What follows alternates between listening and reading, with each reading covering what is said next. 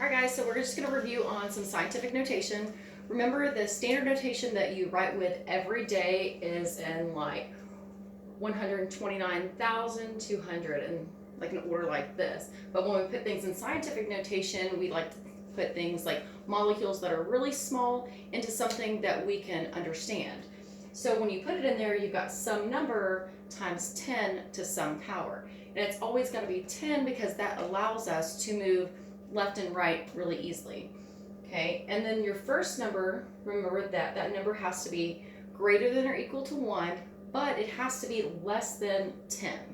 Okay, and then your exponent, when we're putting it to an exponent, if it is positive, that means your number is going to be larger than 1, but if it's negative, that means that number is going to be smaller than 1. So let's do a couple examples. So these are already in scientific notation, but we want to put them into standard form. So we're going to look at our exponent. Our exponent is a positive 7, so that we know this example 1 is going to be greater than 1. So we're going to make this number bigger, again, because your exponent is positive. And we're going to make our little loop-de-loops. We're going to start right here at our decimal, and we're going to go 7 places. And to make it larger, we're going to go to the right. So we're going to go over 1, 2, 3, 4, 5, 6, 7.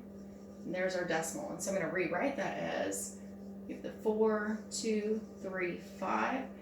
And then it's going to get a little messy, but we have 1, 2, 3, 4 places. 1, 2, 3, 4.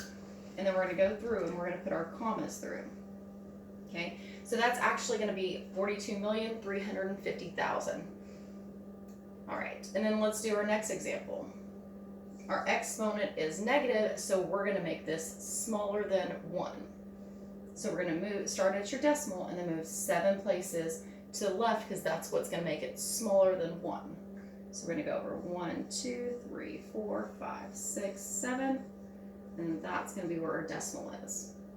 Just going to erase this a little.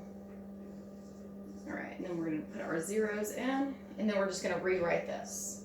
Okay, 0, and then we have 1, 2, 3, 4, 5, 6. 1, 2, 3, 4, 5, 6, and 688. All right, and so our number is definitely smaller than 1. But remember that exponent doesn't tell you how many zeros you have. It tells you how many times you move to the left or how many times you move to the right. Okay, so now we're going to take them from standard notation and we're going to put them in scientific notation.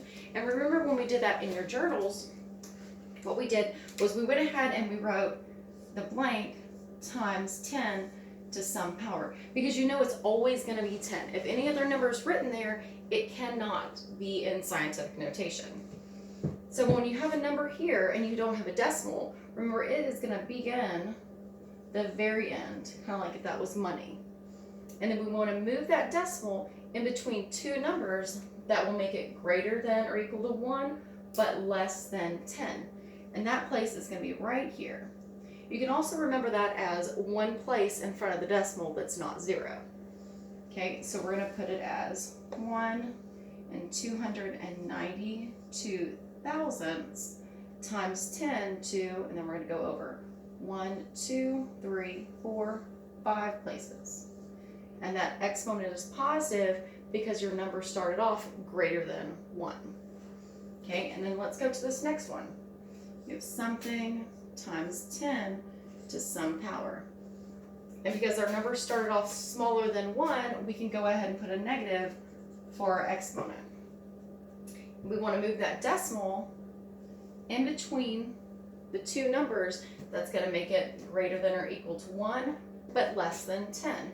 And that's going to be in between your 9 and your 7.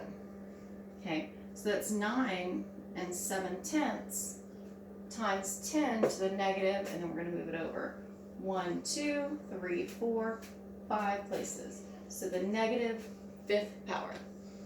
All right, so go ahead and go on the Quizlets, do some practice, and then take your quizzes. If you do have any questions, please let me know. Thanks.